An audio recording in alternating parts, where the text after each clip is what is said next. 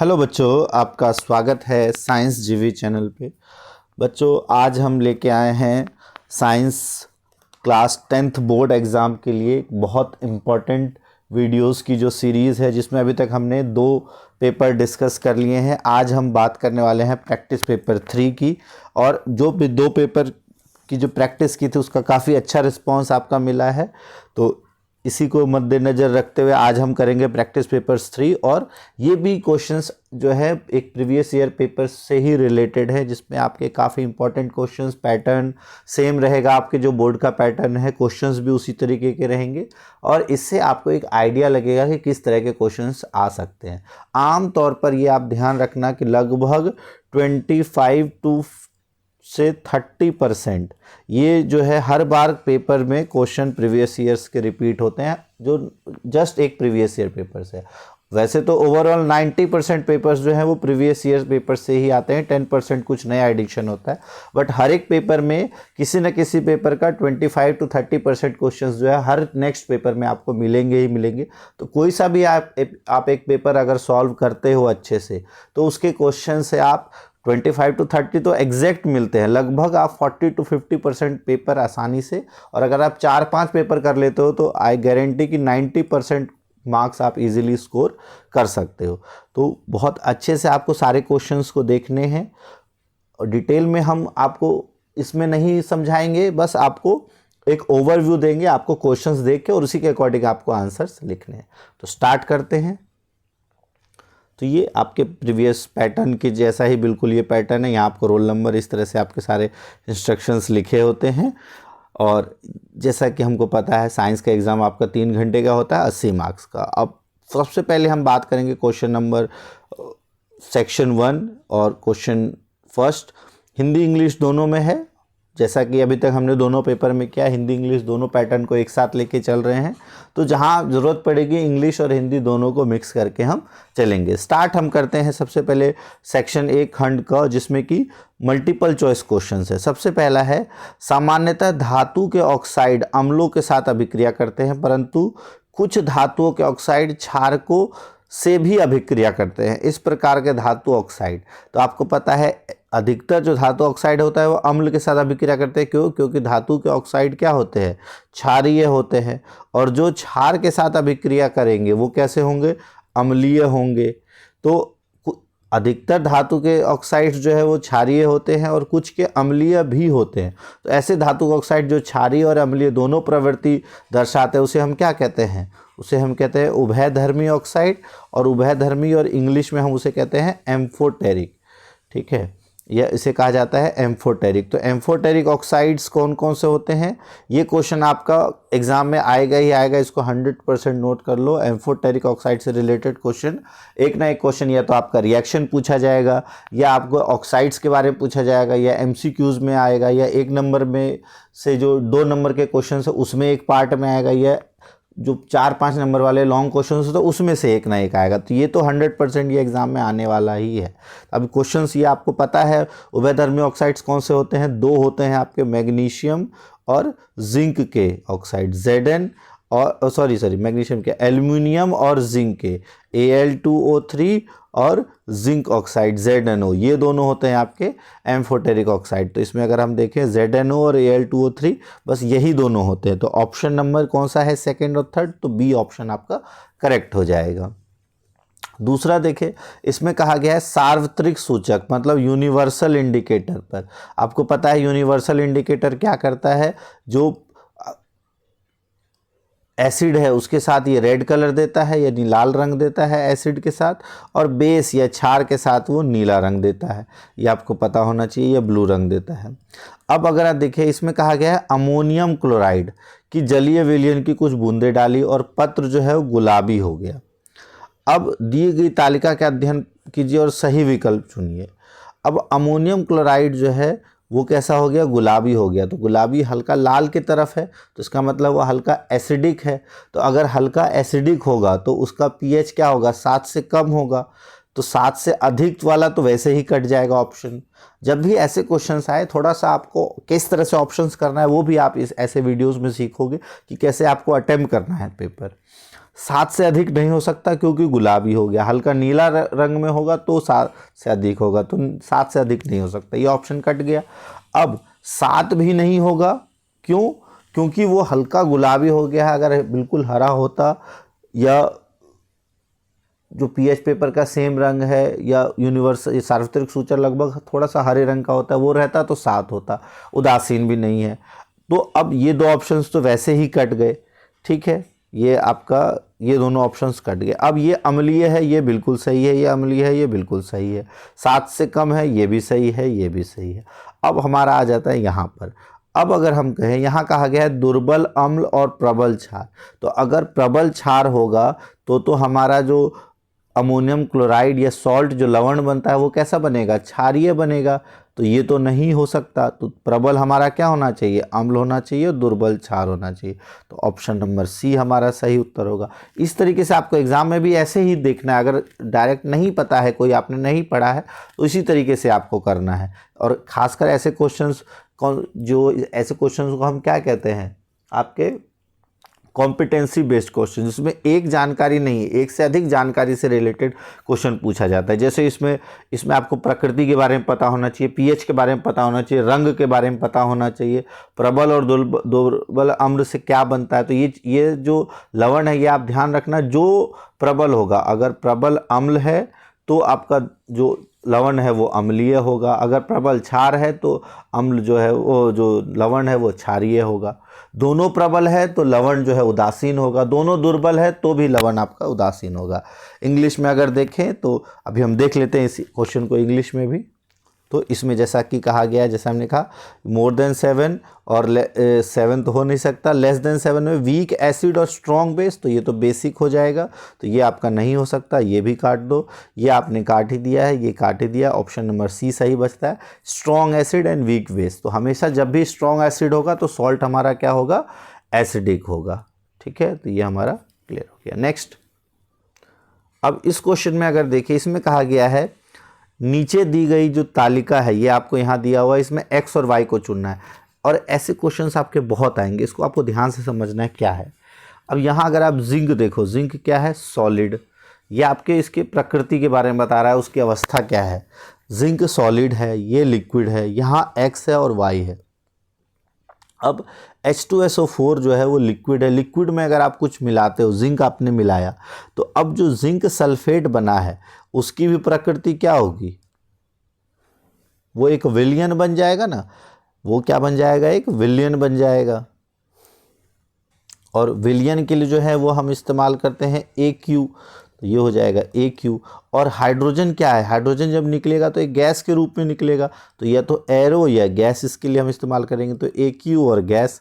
तो इसका सही उत्तर हो जाएगा आपका ऑप्शन नंबर बी, AQ जो विलयन के लिए, और गैस जो हाइड्रोजन निकल रहा है। तो बहुत आसान है ये, इसमें हमने देख ही लिया। इसका ऑप्शन नंबर 2 और 3 zinc oxide and aluminium oxide, ये आपने कर ही लिया, और इसमें भी आपका AQ और Z।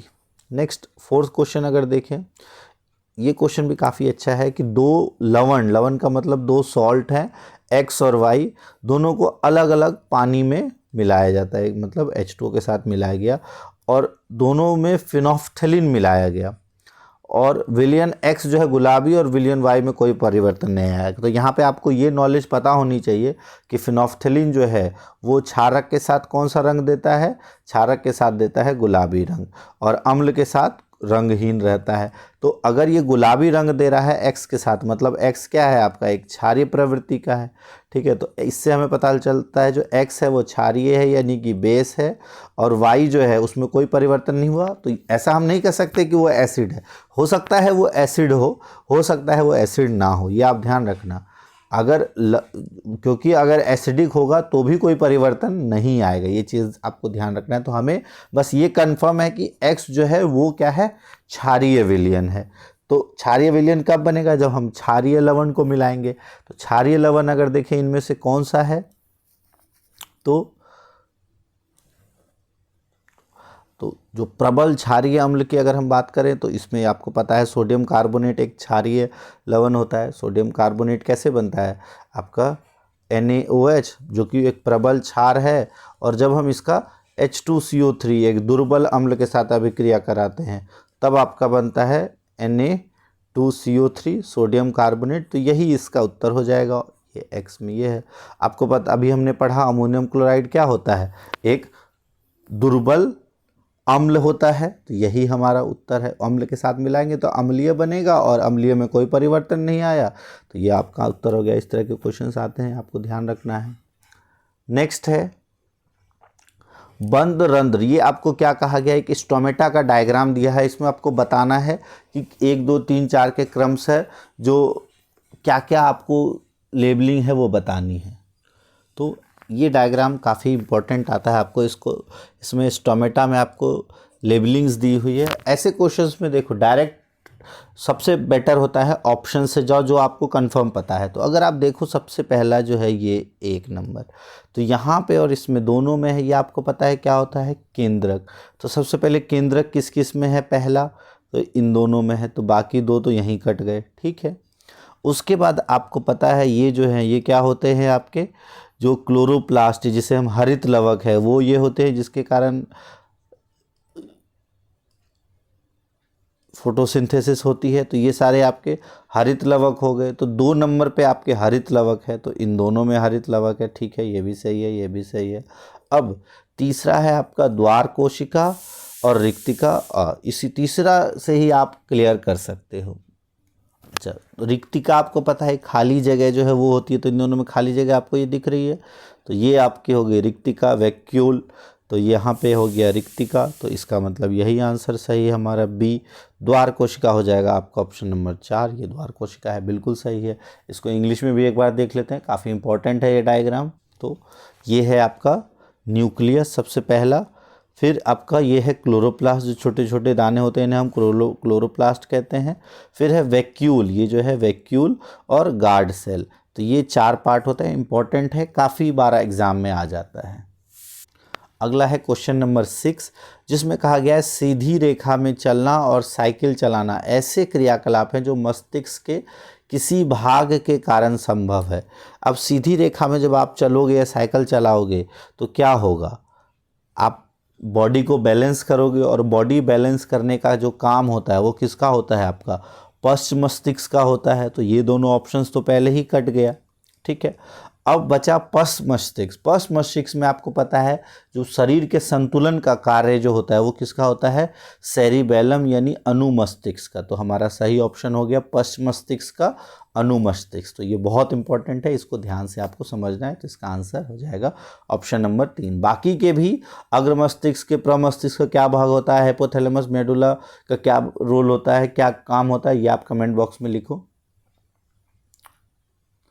तो इसका सही हो जाएगा बैलेंसिंग के लिए हिंड ब्रेन का सेरिबेलम। सेम अगर आपसे पूछा जाए पेंसिल उठाने, तो पेंसिल उठाने में भी आपका पश्च मस्तिष्क और सेरिबेलम ही काम आएगा लिखने में, क्योंकि सभी में बैलेंसिंग की ज़रूरत है। तो जहाँ भी बॉडी को बैलेंस करना हो, संतुलन करना हो, उन सब का उत्तर जो है वो सेरिबेलम होगा।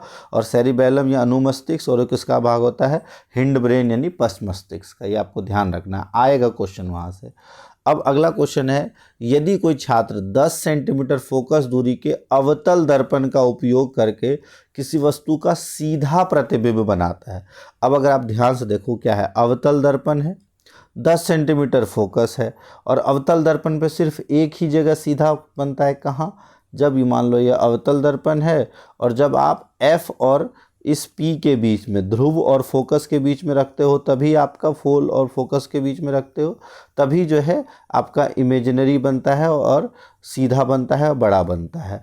तो दर्पण से बिंब की वस्तु कितनी होनी चाहिए, तो अगर फोकस 10 है तो 10 से कम होनी चाहिए। तो 10 नहीं हो सकती, 20 नहीं हो सकती, 10 और 20 मतलब F और C ये भी नहीं हो सकती। तो ऑप्शन नंबर ए ही सही उत्तर होगा, 10 से कम। फिर है ब्रॉन्ज यानी कांसा, ये मिश्र धातु है। ये देखो ये क्वेश्चन बहुत आता है आपका, ब्रॉन्ज का, स्टेनलेस स्टील का और शोल्डर का, ये 3, और पीतल का, ये 4 जो हैं खासकर। और इनमें से एक न एक आपके एग्ज़ाम में चांसेस हैं कि 90% आ ही जाए आपके एग्ज़ाम में। तो मिश्र धातु आपको ध्यान से समझना है। तो ब्रॉन्ज या कांसे की अगर हम बात करें तो किस किस का मिश्र धातु है, तो ये जो एलॉय हैं, अब इसमें आंसर तो बहुत आसान है, जो ब्रॉन्ज किसका है, लेकिन आपको ये सारे पता होने चाहिए। अगर देखें सबसे पहले कॉपर और जिंक की अगर बात करें तो कॉपर और जिंक जो है वो होता है आपका किसका, पीतल का, यानी कि पीतल को हम क्या कहते हैं, ब्रास का। तो ये होता है आपका ब्रास का, तो ये तो आंसर नहीं होगा। ब्रास या पीतल जो है वो कॉपर और जिंक का होता है। फिर है आपका एल्यूमिनियम और टिन का होता है क्या, तो एल्यूमिनियम और टिन, तो एल्युमिनियम और टिन का मिश्र धातु का कुछ एक अलग नाम नहीं होता है, हालांकि आपके बुक में भी नहीं हमने पढ़ा है और ये होता भी नहीं है। फिर अगर हम बात करें कॉपर, टिन और जिंक का, तो कॉपर, टिन और जिंक, तो ये जो एलॉय होता है ये होता है आपका गन मेटल, इसको हम कहते हैं गन मेटल। ये तो यहाँ पे तो वैसे ऑप्शन डी ही है आपका, कॉपर और टिन। कॉपर और टिन का जो मिश्र धातु है, एलॉय है, वो कहलाता है आपका ब्रॉन्ज या कांसा। 4-5 यहाँ इंपॉर्टेंट हैं, उसको अभी देख रहे हैं तो यहीं पे आप देख लो जाके, जो कि आपके एग्जाम में आते हैं। सबसे पहला आता है आपका स्टेनलेस स्टील को, हालांकि इसका आंसर डी है, स्टेनलेस स्टील। तो स्टील जो है, अगर हम सिर्फ स्टील की बात करें तो वो आयरन और कार्बन का एलॉय है, लेकिन जब हम स्टेनलेस स्टील की बात करते हैं तो उसमें आपका आयरन और निकेल और क्रोमियम तीनों मिला होता है, निकेल, क्रोमियम और आयरन। दूसरा होता है आपका जो बहुत इम्पोर्टेंट आता है वो है आपका ब्रास, अभी हमने पढ़ लिया। तीसरा कॉपर और टिन होता है आपका ब्रॉन्ज का। एक बहुत इम्पोर्टेंट पूछा जाता है आपका शोल्डर का, बहुत बार आता है कि शोल्डर किस किस का मिश्र धातु है। शोल्डर जो हम तार जोड़ने में इस्तेमाल करते हैं तो वो होता है आपका लेड और टिन का, तो लेड और टिन का बना होता है शोल्डर। और एमलगम जो है वो किसको कहते हैं, मरकरी, सॉरी Hg, मरकरी जिसमें भी आ जाता है या पारा जिसमें भी आ जाता है उसको हम कहते हैं एमलगम। क्लियर। अब नेक्स्ट देखें, अगला है मटर के पौधों के साथ किए गए किसी प्रयोग में शुद्ध लंबे पौधे, मतलब कैपिटल टी अगर उसका ट्रेट है और उसको शुद्ध बोने पौधे स्मॉल टी के साथ संकरण किया जाता है, तो F2 संतति में पौधे में शुद्ध लंबे पौधे और शुद्ध बोने पौधे का अनुपात क्या होगा। तो अगर हम देखें इसका जो क्रॉस होता है, अगर यहाँ कैपिटल टी यहाँ स्मॉल टी है, फर्स्ट जनरेशन में जो है, इस देखो इससे आता है कैपिटल टी, इससे आता है स्मॉल टी, तो ये तो बिल्कुल सारे लंबे होते हैं। और जब इसका हम स्वपरागन करते हैं तो हमारा बनता है एक कैपिटल टी, दो बनते हैं आपके कैपिटल टी और एक बनता है स्मॉल टी। तो ये 1:2:1 का रेशियो आ जाता है। लेकिन आपको पूछा है शुद्ध लंबे और शुद्ध बौने, तो शुद्ध लंबा भी एक है, शुद्ध बौना भी एक है, तो उसका हो जाएगा 1:1। अब देखो यहाँ क्वेश्चन बहुत बार गलत होता है, हम जैसे ही F2 देखते हैं 3:1 मार्क कर देते हैं, लेकिन आपसे सिर्फ पूछा है शुद्ध लंबे और शुद्ध बौने पौधों का अनुपात। तो शुद्ध लंबे कौन होंगे, जिसका कैपिटल टी कैपिटल होगा, और शुद्ध बौने कौन होगा, जिसका स्मॉल टी होगा, और उसका अनुपात हो जाएगा 1:1। यहाँ ये 2 वाला नहीं आएगा। अगर सिर्फ पूछा जाता लंबे और बौने पौधे तो डायरेक्ट 3:1 आंसर होता, लेकिन आपसे पूछा है शुद्ध लंबे और शुद्ध बौने, तो आपको यहाँ इसका जीनोटाइप देखना होगा, जो कि कैपिटल टी और स्मॉल टी का रेशियो पूछा है, तो ये 1:1 हो जाएगा। क्लियर।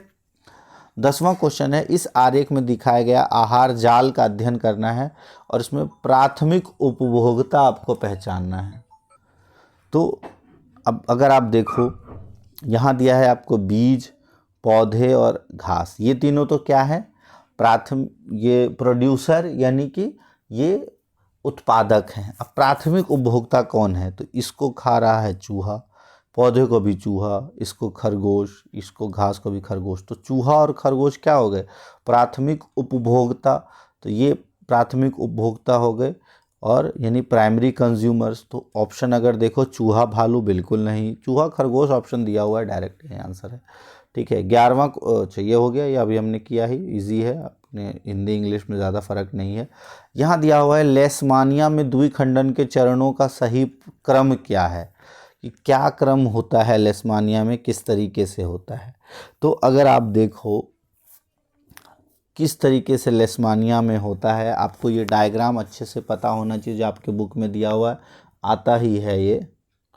अच्छा, अब अगर मान लो आपको नहीं पता हो तो थोड़ा सा अगर ऑप्शंस से हम देखें कि कैसे ऑप्शंस को आप एलिमिनेट कर सकते हो। तो लेशमानिया में आपको पता है द्विखंडन होगा तो दो में विभाजित हो जाएगा, तो दो में विभाजित किस में सबसे अंतिम में हो रहा है? तो अगर आप देखो चौथे ऑप्शन में दो में विभाजित हो रहा है, तो ये तो सबसे अंतिम में आना चाहिए। तो ये सबसे अंतिम में किस किस में है? इसमें है, इसमें है और इसमें है, तो ये ऑप्शन यहाँ से कट गया। ठीक है, अब इसमें आप देखो सबसे पहला जो है वो कौन सा होगा जिसमें सिर्फ एक कोशिका होगी?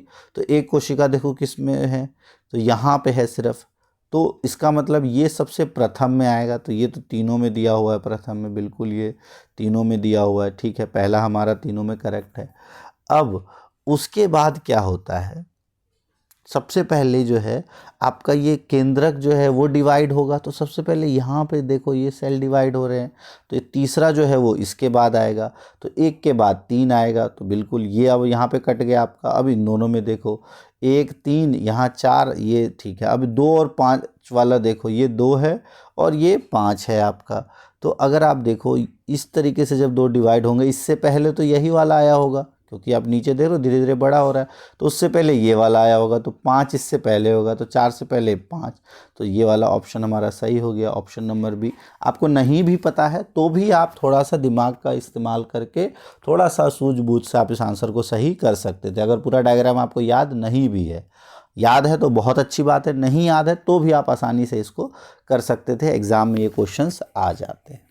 नेक्स्ट है, नीचे दी गई रासायनिक समीकरणों 1 और 2 पर विचार कीजिए।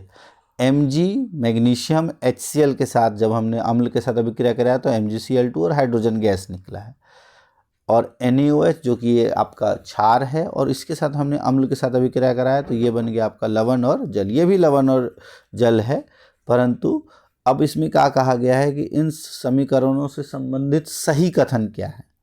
यहाँ पर क्या हुआ है, Mg ने इसको क्या किया है, विस्थापित कर दिया है। तो पहला तो विस्थापन है, और दूसरे में अगर देखें तो दूसरा क्या है, दोनों ने एक दूसरे के एक्सचेंज कर लिया है, तो ये एक प्रकार का द्विविस्थापन अभिक्रिया भी है और एक प्रकार का आपका उदासीनीकरण अभिक्रिया भी है।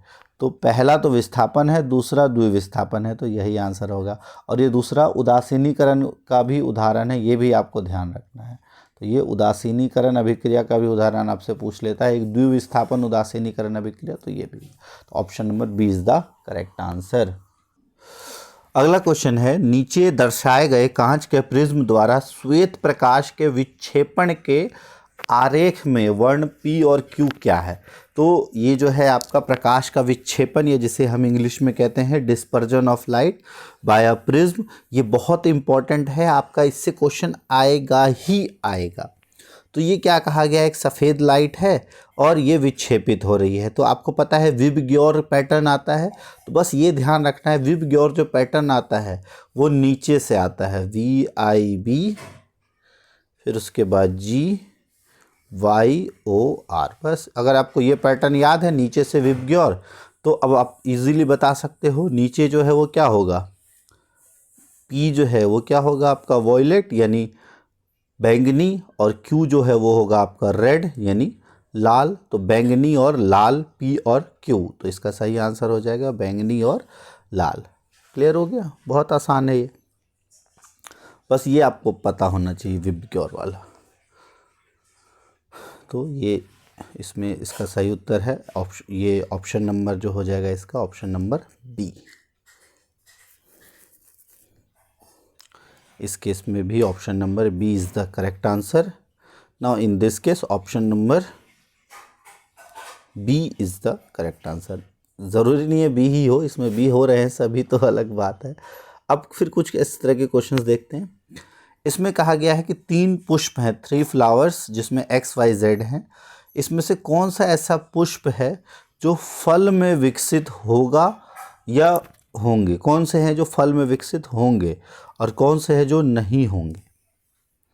तो अब अगर हम ध्यान से देखें इसमें क्या दिया हुआ है, तो इसमें दोनों भाग हैं, इसमें नर और मादा दोनों भाग हैं, ठीक है। इसमें सिर्फ मादा भाग है, इसमें सिर्फ नर भाग है। तो आपको पता है नर भाग में तो जो फूल है उससे फल विकसित नहीं होता है, तो जेड बिल्कुल नहीं होगा। तो जेड को काट दो। जेड किस किस में है? इसमें है और इसमें है, जेड कट गया। और इसमें भी हो जाएगा, ठीक है।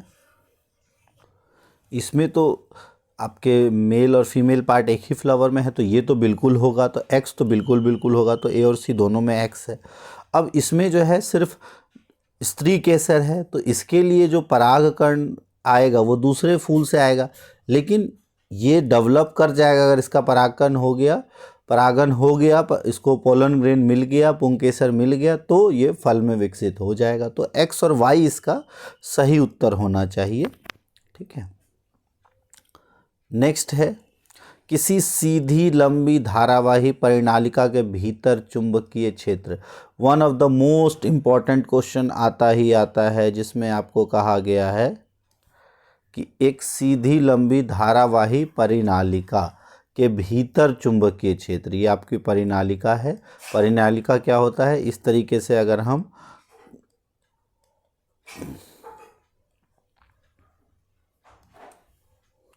ये कॉइल कर देते हैं, और इसमें जो है आपका साउथ से नॉर्थ और आउट, जो इसका इस सिन याद रखना है आपको, SIN सिन।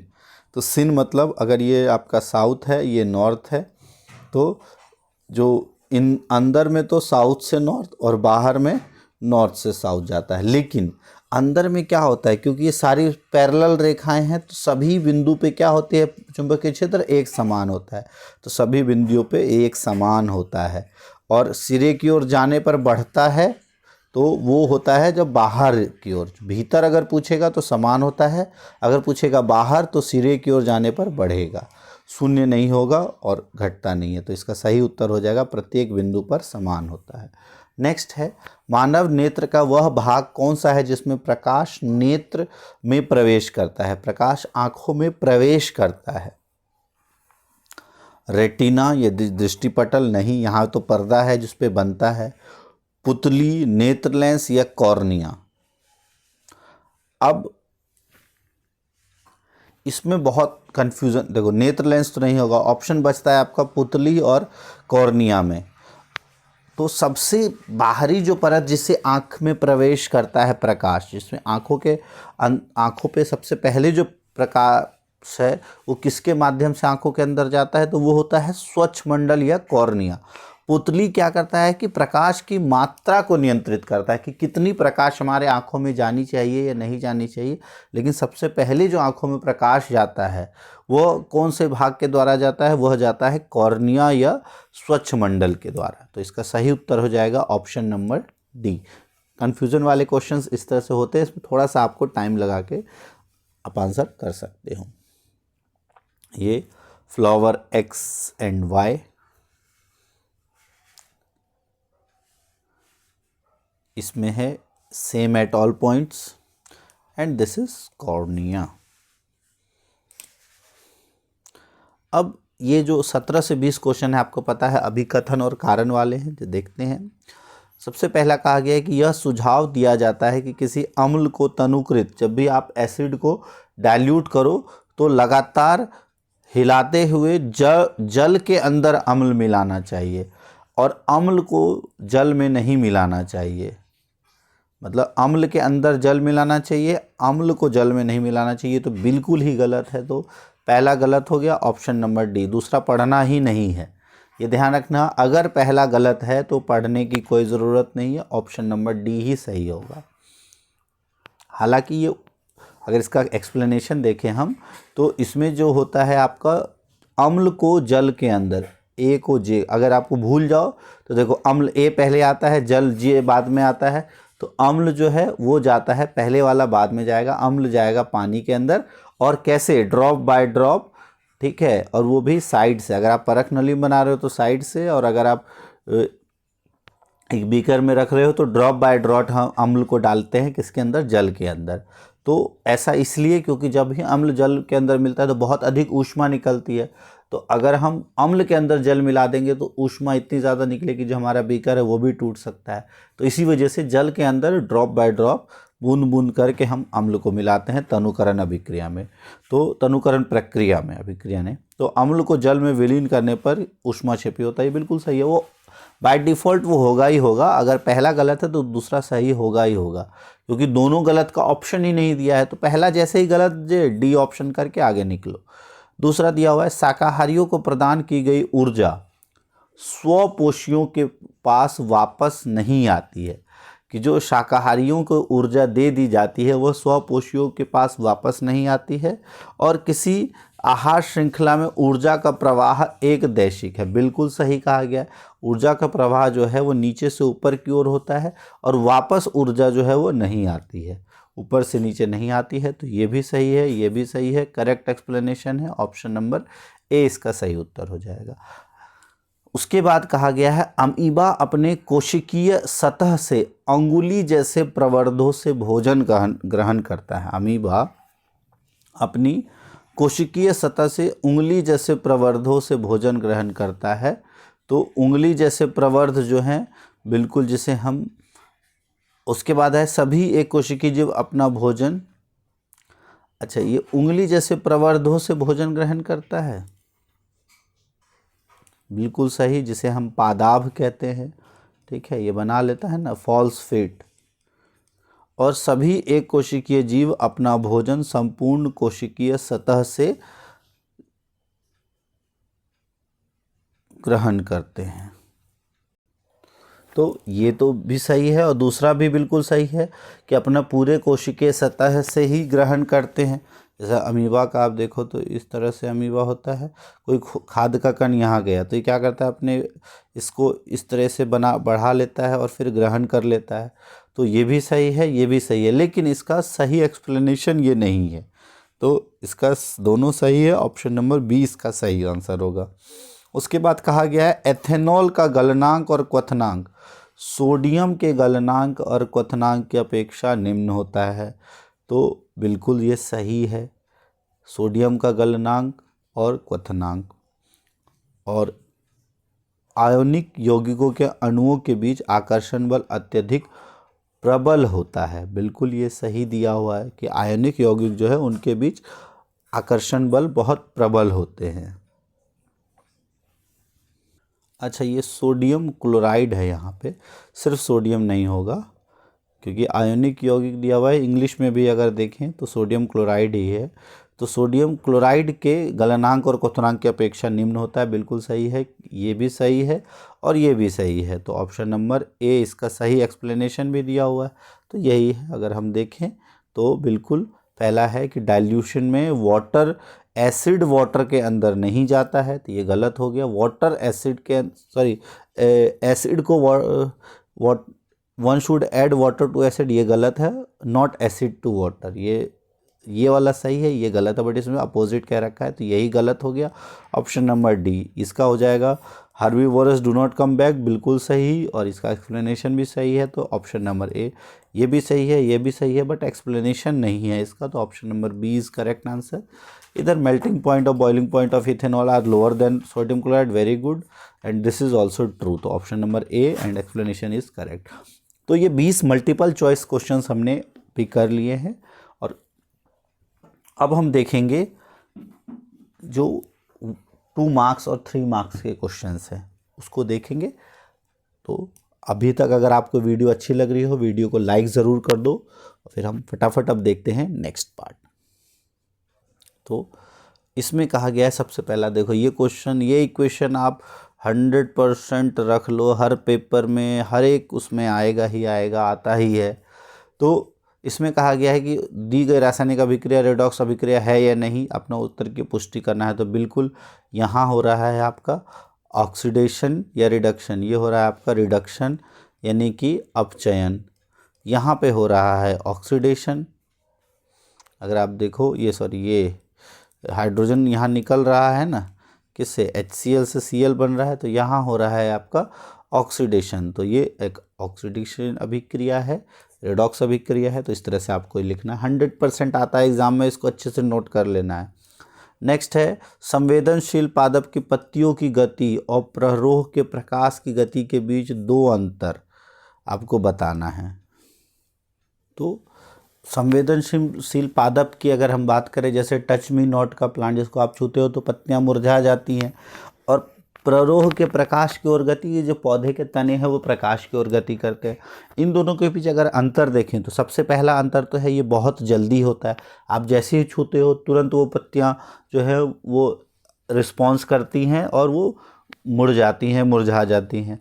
लेकिन जो प्रकाश की ओर गति होता है जो तने का, वहाँ पर गति बहुत धीमे होती है, तुरंत नहीं होता है। तो पहला तो है कि ये बहुत ही गति इसकी बहुत तेज़ होती है, इसकी गति बहुत ही कम होता है, पहला। दूसरा, ये जो है इसमें कहाँ से उसको स्टिमुलस या जिसे हम कहते हैं उद्दीपन मिला है वो मायने नहीं रखता है। कहीं से भी आप टच करो पत्तियाँ जरूर मुरझाएंगी, लेकिन यहाँ प्रकाश की दिशा जरूर निर्भर करती है, क्योंकि जिस दिशा से प्रकाश आ रही होगी उसी दिशा में गति करेगा। जो स्टेम का जो अपर पार्ट है वो उसी की ओर गति करता है। तो ये ध्यान रखना है। 2 अंतर तो हो गया, 2 अंतर हमने कर लिया। तीसरा अगर हम बात करें तो इसमें बहुत बार जैसे अचानक पानी की कमी होने से जो पत्तियाँ हैं या स्वेलिंग हो जाने से, तो अचानक पत्तियों की कमी होती है तो उसका जो बेस है वो स्वेल कर जाता है, उसके कारण भी ये हो सकता है। प्ररोह में ऐसा नहीं होता है, उसमें अनइक्वल ग्रोथ होती है दोनों साइड में। तो 2 डिफरेंस 3 डिफरेंस आप आसानी से लिख सकते हो। इसमें अगर हम देखें जो छूने से गति होती है उसमें प्रकाश के कारण ये गति होती है। ये 4 अंतर हो गए, कोई भी 2 आप आसानी से लिख दो। फिर न्यूरॉन के बीच सिनेप्स क्या होता है, तो 2 न्यूरॉन के बीच जो उसकी जगह होती है जहाँ पर सूचनाएं जो है एक न्यूरॉन से दूसरे न्यूरॉन तक जाता है, उसी को हम कहते हैं सिनेप्सिस। तो ये बहुत इंपॉर्टेंट है, जिसे हम अंतर्ग्रथन या सिनेप्स कहते हैं। इंपॉर्टेंट क्वेश्चन है, इसको आंसर अच्छे से कर लेना, ठीक है। जैसे सबसे पहले क्या होता है, एक आपका इस तरह का न्यूरॉन होता है, एक अगर हम डायग्राम रफ डायग्राम बनाएं तो इस तरह का न्यूरॉन होता है, यहाँ से सूचनाएं जाती हैं और फिर ये इसकी जो अंतिम है यहाँ से डेंड्राइट से सूचना जाती है सेल बॉडी से होता है एक्सॉन से होते हुए जो सूचना है ये इसके अंतिम सिरे तक जाती है। और अब अंतिम सिरे में जो सूचना है ये अब कहाँ से, अभी तक इलेक्ट्रिकल फॉर्म से, इलेक्ट्रिक से फिर केमिकल फॉर्म में एनर्जी रासायनिक रूप में परिवर्तित होती है और फिर ये डेंड्राइट जो है वो इसको इकट्ठा करता है। तो ये जो एरिया है जहाँ पर दूसरे न्यूरॉन का डेंड्राइट और इसका अंतिम सिरा सूचनाओं का आदान प्रदान करता है, इसी को हम कहते हैं सिनेप्सिस। अगला है हमारी मुख गुहा के तरल में उपस्थित एंजाइम क्या है। तो आपको पता है हमारे जो मुख गुहा है, मुंह के अंदर जो एंजाइम होता है वो कौन सा होता है, सैलिवरी अमाइलेज एंजाइम। और इसको उत्पन्न करने वाली ग्रंथि कौन सी होती है, तो जो आपकी सलाइवरी ग्लैंड जिसे हम कहते हैं सलाइवरी ग्लैंड या लार ग्रंथि उसका नाम होता है। और उस एंजाइम का स्रावन रुक जाए तो क्या होगा, तो वह एंजाइम किसको पाचित करती है, कार्बोहाइड्रेट को पाचन करता है। तो अगर वह एंजाइम का स्रावन रुक जाएगा तो कार्बोहाइड्रेट के पाचन में समस्या आएगी। और मुख्य जो ऊर्जा प्रदान करने वाली है वो हमारी कार्बोहाइड्रेट है, तो कार्बोहाइड्रेट का पाचन नहीं हो पाएगा सही से। हालांकि इसका पाचन बाद में भी होता है, तो अगर लार नहीं मिलेगा तो पाचन होने में देर होगी, धीरे कम समय में नहीं पाचन होगा, पाचन करने में समय अधिक लगेगा। उसके बाद है मान लीजिए कोई विद्युत युक्त का प्रतिरोध नियत रहता है, कि मतलब जो रेजिस्टेंस है वो फिक्स है। कोई एक इलेक्ट्रिकल अप्लायंसेस है जिसका रेजिस्टेंस फिक्स है और उसके 2 सिरों के बीच विभवांतर को उसके आरंभिक मान के 1/4, मान लो पहला V था और अब जो है उसको हमने 1/4 कर दिया, V/4 कर दिया, वोल्टेज को हमने 1/4 कर दिया है। तो विद्युत धारा में क्या परिवर्तन होगा, आपको पता है हम किस नियम का यहाँ इस्तेमाल करेंगे, ओम का नियम, जिसे हम कहते हैं V = IR, ठीक है। और R अगर फिक्स है तो आपको पता है V is directly proportional to I होता है, ठीक है। तो V अगर 1/4 हो गया है तो R भी क्या हो जाएगा, R भी 1/4 हो जाएगा, बिल्कुल। सॉरी R कह रहे हैं, विद्युत धारा भी 1/4 हो जाएगा, क्योंकि ये दोनों एक दूसरे के समानुपाती होता है या एक दूसरे के ऊपर निर्भर करता है। तो अगर विभवांतर 1/4 हुआ है तो विद्युत धारा भी 1/4 ही होगा। अब 25वें क्वेश्चन में कहा गया है कि आरेख, और ये नियम कौन सा है, ये नियम ओम का नियम, ये आप ध्यान रखना, ओम्स लॉ जिसे हम कहते हैं, OHMs, हाँ, ओम्स लॉ या ओम का नियम। फिर 25वां क्वेश्चन में कहा गया है कोई प्रकाश ए माध्यम से बी में प्रवेश करती है। अब आपको यहाँ ध्यान रखना है, अगर आप देखो ध्यान से तो ये प्रकाश जो है ये अभी अभिलंब से दूर है और ये अभिलंब के पास जा रही है, मतलब ये आपका विरल माध्यम है और ये सघन माध्यम है, ये रेयरर मीडियम है और ये डेंसर मीडियम है। तो डेंसर से रेयरर की ओर अगर कोई प्रकाश जा रही है, ठीक है, तो क्या होगा, इन दोनों माध्यम में सापेक्ष सघन कौन सा है, तो ये आपका सघन है, ये विरल है। माध्यम बी सघन है, माध्यम ए विरल है। क्यों? क्योंकि माध्यम बी में प्रकाश जो है वो अभिलंब की ओर मुड़ जा रही है। बस यही आंसर देना है। दूसरा क्वेश्चन भी है इसके साथ। फिलहाल इसमें हमने रेडॉक्स रिएक्शन बताना था easily. Movement of leaves of sensitive plants और शूट टुवर्ड्स लाइट, सिनेप्सिस क्या होता है ये हमने कर ही लिया है। फिर एंजाइम का नाम जो कि फ्लूइड में होता है हमारे माउथ के, तो वो है आपका अमाइलेज एंजाइम। और अमाइलेज एंजाइम कहाँ से निकलता है, सलाइवरी ग्लैंड से। ग्लैंड का नाम बताना था। क्या होगा अगर डाइजेशन में वो ना हो, तो कार्बोहाइड्रेट का डाइजेशन में टाइम लगेगा और एनर्जी आपको लेट से मिलेगी। तो आप इजीली इसको एक्सप्लेन कर सकते हो। फिर है अगर रेजिस्टेंस कांस्टेंट है और पोटेंशियल डिफरेंस 1/4 हो, तो क्या हो जाएगा, V = IR होता है। ये V is directly proportional to I, ये V = IR। अगर हम देखें तो R अगर सेम है दोनों में, तो V/I जो है उस पर डिपेंड करेगा। तो V अगर 4 टाइम्स हो जाएगा तो ये भी 4 टाइम्स होना चाहिए, तभी तो ये भी 1/4। V अगर 1/4 है तो ये भी 1/4 होगा, क्योंकि V is directly proportional to I है। ये अगर 1/4 है तो ये भी 1/4 होगा, इसीलिए। और ओम नियम के तहत हमने किया। दूसरा है लाइट एंटर करेगा, तो अब आप देखो ये नॉर्मल है, अब ये नॉर्मल के तरफ मुड़ रही है, तो नॉर्मल के तरफ मुड़ रही है, तो इसका मतलब ये क्या है, सघन माध्यम, यानी सॉरी ये जो है आपका डेंसर मीडियम है, ये रेयरर मीडियम है। तो रेयरर टू डेंसर लाइट जा रही है। तो आपसे पूछा है विच इज़ द रेयरर और डेंसर, तो which is the denser with respect to other medium, तो medium B is denser with respect to medium A. Why? Because light is bending towards medium B when light goes from medium A to B. So towards normal bend हो रहा है, इसी वजह से ये denser medium है। फिर इसका सेकंड क्वेश्चन है कि अगर माध्यम ए, मीडियम ए में प्रकाश की चाल VA है और B में प्रकाश की चाल VB है, तो अपवर्तनांक क्या होता है, तो माध्यम ए का जहाँ से लाइट दूसरे मीडियम में जा रही है, इसका आप ध्यान रख लो। जैसे अगर आपका लाइट ए मीडियम से बी मीडियम में जा रही है लाइट, तो हमको क्या निकालना होता है, velocity in medium A upon velocity in medium B. लेकिन इससे हमारा निकलता किसका है, ये निकलता है वेलोसिटी इन मीडियम बी का। अब हमको किसका निकालना है, माध्यम बी का माध्यम ए के सापेक्ष। हाँ, तो बिल्कुल ये हमारा अपवर्तनांक माध्यम बी का निकलेगा ए के सापेक्ष, मतलब जब लाइट ए से बी में जा रही है तो VA/VB, तो इसका सही हो जाएगा आपका VA/VB। नेक्स्ट है, यदि कोई प्रकाश की किरण हीरे से आरंभ होकर हीरे और जल को पृथक करने वाले अंतरः पृष्ठ पर आपतन करती है, मतलब हीरे से निकलती है और जल और हीरे के बीच में एक पृष्ठ वहाँ पर जाती है, तो इस प्रकरण के लिए प्रकाश के अपवर्तन को दर्शाने के लिए नामांकित आरेख खींचिए। तो वैसे क्वेश्चन आप देखो तो आपको काफ़ी में, अगर हम देख लें क्वेश्चन हिंदी में, थोड़ा सा आपको वैसा लग रहा है कि जब लाइट जो है वो डायमंड से वाटर पे आएगा, तो इसमें सिंपल कुछ नहीं है, आपका एक रेयरर डेंसर से रेयरर मीडियम में अगर लाइट जाएगा तो कैसा डायग्राम बनेगा, बस आपको उसी तरीके का बना देना है। हिंदी में हम कर रहे थे, उसी में सॉल्व करते हैं। तो जब भी हीरे से जल में जाएगा, मतलब आपका ये हीरा है, मतलब डायमंड है, यहाँ पर आपका जल है, मतलब पानी है, ये आपका सघन माध्यम है, ये यहाँ पर सबसे पहले सबसे बेटर होता है, सबसे पहले आप नॉर्मल एक खींचो। अब लाइट जो है ये इधर आएगा, तो अब ये जो अभिलंब या नॉर्मल है इससे दूर जाना चाहिए, तो इस तरीके से चला जाएगा, ठीक है। ये ऐसे, ये सीधा आना चाहिए था, बट अब ये ऐसे हो गया, तो ये क्योंकि नॉर्मल से दूर की ओर जाएगा, ये नॉर्मल ये I और ये हो गया आपका R, तो इस तरीके से बन जाएगा आपका, ये ऐसे हो गया, ऐसे हो गया, किनारा एक बना दिया हमने। फिर है हीरे और जल के निरपेक्ष अपवर्तनांक कितना है, हीरे के सापेक्ष जल का अपवर्तनांक निकालना है आपको।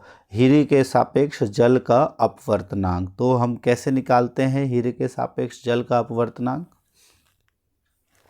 देखो, हीरे का जो निरपेक्ष अपवर्तनांक होता है, अगर हम डायमंड का निकालें तो वो होगा c by velocity of diamond, velocity of light in diamond. और अगर हम जल का निकालें, जो वाटर है, वो होता है आपका c by velocity of light in water. अब आपको निकालना है हीरे के सापेक्ष जल का, तो मतलब जब लाइट डायमंड से वाटर में जा रही है, तो जहाँ से जा रही है, तो जहाँ से जा रही है उसका ऊपर और उसके बाद नीचे, तो वो हो जाएगा आपका v of d by v of w, ये हमको निकालना है।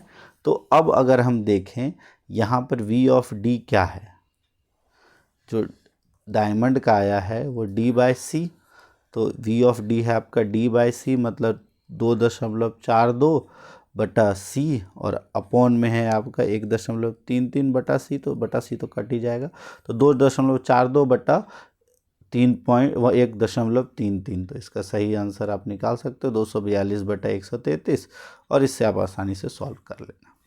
नेक्स्ट है 26वां क्वेश्चन कि किसी की दिशा निर्धारित करने वाला नियम। अगर एक धारावाही सीधे चालक के चारों ओर चुंबकीय क्षेत्र उत्पन्न करने की दिशा, तो आपको पता है अगर एक सीधी धारावाही चालक है तो इसके चारों ओर चुंबकीय क्षेत्र इस तरीके का होता है। और ये हम कैसे निकालते हैं, ये हम राइट हैंड थंब रूल, ये जिसे हम कहते हैं दायां हस्त अंगुष्ठ नियम, जिसके अनुसार अगर आप अपने दाएं हाथ की अंगूठे को इस प्रकार से देखें कि जो हमारा विद्युत धारा प्रवाहित जो चालक है वो आपका दाएं हाथ का अंगूठा है, तो जो आपकी उंगलियां हैं वो चुंबकीय क्षेत्र की दिशा को दर्शाती है। तो अगर ये ऊपर होगा तो यहाँ पे आपका इस राइट हैंड साइड पे ऊपर होगा, अगर और इस तरफ नीचे होगा। फिर है किसी चुंबकीय क्षेत्र के लंबवत किसी धारावाही के, हाँ तो ये इस तरीके का डायग्राम आपका आ जाएगा, तो जिसमें ये आपका आ जाता है Fleming's left hand rule, Fleming का वाम हस्त नियम, ठीक है, जिसमें अगर हम अपने बाएं हाथ की तीनों उंगलियों, किसको, मध्यमा, तर्जनी और अंगूठे को इस तरह से रखें कि जो आपका अंगूठा है वो बल को निरूपित करता है, जो आपका तर्जनी उंगली अनामिका जो है वो आपको दर्शाती है चुंबकीय क्षेत्र को, तो करंट को दर्शाएगा आपका मध्यमा। तो उस तरीके से आप निकाल सकते हो। ये फ्लेमिंग्स का लेफ्ट हैंड रूल, फ्लेमिंग्स वाम हस्त नियम है। फिर अब सेक्शन सी या खंड ग है। अच्छा, ये वीडियो वैसे थोड़ी लंबी हो जाएगी, तो इसके लिए हम कोशिश करते हैं नेक्स्ट पार्ट में इसको बनाएंगे। आप इसके क्वेश्चंस देख लो और कमेंट बॉक्स में लिखना कौन से क्वेश्चंस आपको डाउट है, तो वो क्वेश्चंस ज़्यादा अच्छे से हम कर पाएंगे। आप एक बार पॉज करके वीडियो, मैं सारे क्वेश्चंस दिखा देता हूँ आपको 27 से लेकर 39 तक, और उसको आप अच्छे से देख लो। ये सबसे पहला है मानव शरीर में ऑक्सीकृत और विऑक्सीजनित रुधिर के परिवहन की प्रक्रिया, ये हम एक्सप्लेन कर लेंगे अगर आपको नहीं समझ में आएगा। यह एक्स का उपयोग भवन सामग्री में जल में अविलेय है HCl के साथ अभिक्रिया करके, तो क्वेश्चन देखो, इसके आंसर्स लिखो, नहीं होगा तो फिर हम इसको आसानी से कर लेंगे। 28वां क्वेश्चन है, ये आपका इंग्लिश में था, ये इस तरीके से, ये आपका 27 और 28वां क्वेश्चन, एक स्क्रीनशॉट ले लो, आप इसको सॉल्व करो। फिर ये आपका इसका और में क्वेश्चन दिया हुआ है कि M तनु अम्ल के साथ अभिक्रिया करने पर गैस निकालती है, इसका क्षारक के साथ अभिक्रिया करने पर वही गैस निकलती है, गैस का नाम लिखना है, किस प्रकार परीक्षण करेंगे, और किसी अम्ल और क्षार के साथ अभिक्रिया का रासायनिक समीकरण लिखना। ये सब क्वेश्चन हम नेक्स्ट क्लास में और डिटेल में कर लेंगे। इस पेपर का 2 पार्ट ले आएंगे हम, ताकि आपके ऐसे क्वेश्चंस भी अच्छे से डिस्कस हो सके। अब जैसे ये आपको दिया है, भयानक स्थिति में स्रावित होने वाले हार्मोन और उसके ग्रंथि का नाम लिखना है, और यह शरीर में स्रावित होता है तो कौन सी 2 अनुक्रिया होती है। फिर यहाँ पर आपको अब दिया हुआ है रिफ्लेक्स आर्क, इसके भागों के नाम लिखने हैं, आप आसानी से कर सकते हो, क्वेश्चंस देख लो। फिर यहाँ पर आपको ये इंग्लिश में क्वेश्चंस, आप स्क्रीनशॉट ले लो यहाँ पे।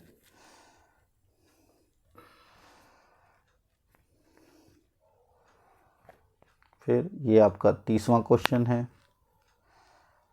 जल्दी जल्दी फटाफट मैं इसको दिखा रहा हूँ, आप पॉज करके इसके आंसर्स देख लो। आंसर्स निकालने की कोशिश करो, फिर हम इसको नहीं तो एक्सप्लेन कर लेंगे। ये क्वेश्चंस इंपॉर्टेंट है आपके लिए। ये इंग्लिश में,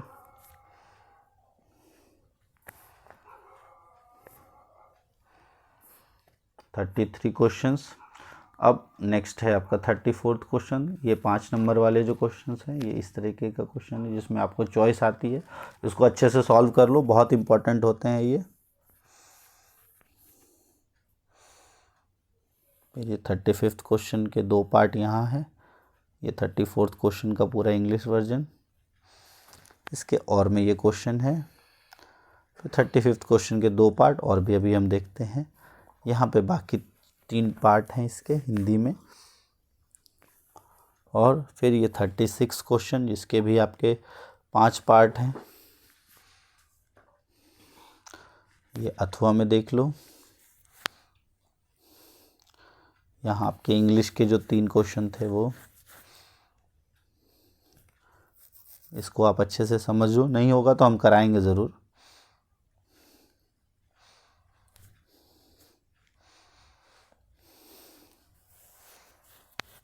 ये फिर खंड दो, ये आपके वैल्यू बेस्ड क्वेश्चन, और sorry case based study questions हैं। इसके आप आसानी से देख सकते हो, इसमें पढ़ लो पॉज करके।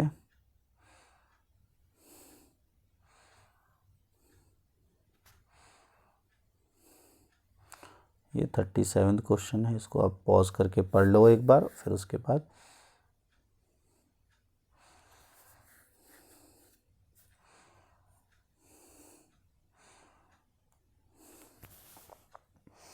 ये 38 क्वेश्चन। ये 39वां क्वेश्चन है आपका, इंग्लिश में देख लेते हैं हम। ये है आपका 38 क्वेश्चन। ये है आपका 39th क्वेश्चन, इसको आप स्क्रीनशॉट ले लो। और इस तरीके से आपका ये पूरा पेपर 39 के 39 क्वेश्चंस कंप्लीट हो गए। हम सेक्शन सी, डी और ई इसके लिए एक अलग सेपरेट वीडियो बना लेंगे, क्योंकि काफ़ी लंबी वीडियो हो गई थी। और ये वीडियोस के जो क्वेश्चंस है, ये आपके लिए बहुत इंपॉर्टेंट क्वेश्चंस है, जो आपके एग्ज़ाम में आएंगे ही आएंगे। तो इसको अच्छे से कर लो, आपके एग्ज़ाम्स जल्दी ही आने वाले हैं। और इसके बाद हम फिर पेपर 4th भी लेके आएंगे। आपको वीडियो अच्छी लगी है तो वीडियो को लाइक कर दो, कोई सजेशन है तो कमेंट बॉक्स में ज़रूर लिख दो, और किस तरह के और टॉपिक्स की वीडियोज़ आपको चाहिए वो भी कमेंट बॉक्स में लिख देना। थैंक्स फॉर वॉचिंग साइंस जीवी।